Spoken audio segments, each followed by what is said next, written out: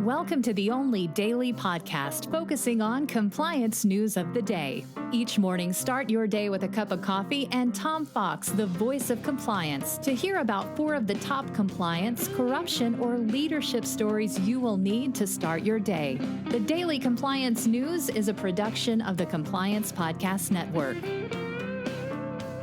February 24th, 2020, the coronavirus edition.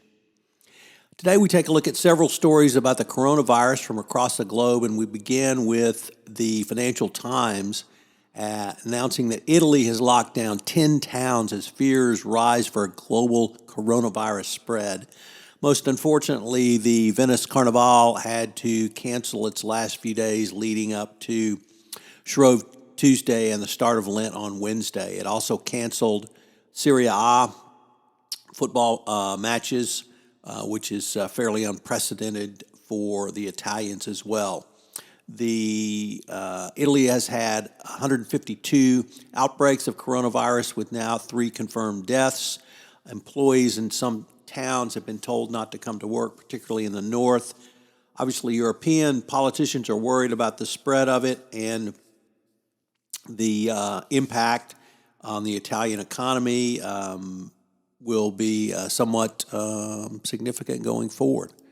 Along those lines, we look at an article from the Wall Street Journal entitled "The World Economy Shudders as Coronavirus Threatens Global Supply Chains."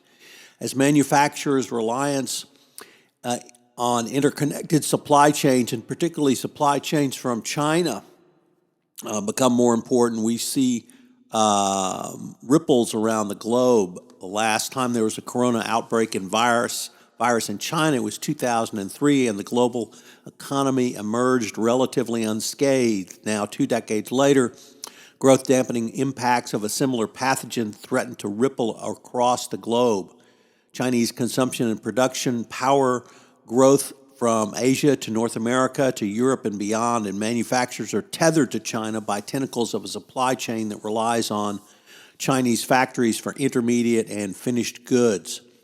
One estimate is that between 0.5 to 1 point GDP will be lost from the coronavirus, and trade and exports are at this point significantly down from China as well. So the point here is think about your supply chain. What are the risks in your supply chain? Did you think about a global contagion as a risk in your supply chain? Next up, from the New York Times, took a look at the Asian region and how it rippled across from Japan to Thailand. Tourist sites, hotels, and shops have been emptied out. And one commentator said it was as quiet as a ghost town. Hong Kong, our trains are empty, and the economic toll is mounting. Countries that relied on Chinese tourism are particularly hard hit. So the economic impact is and has been great and will continue to be so. For our final article, we go in a little bit different direction today, which is Andrew Hill's always great on management column from the Financial Times. And here, today rather, he looks at what happens when an interim chief executive tries a massive reorganization of a company.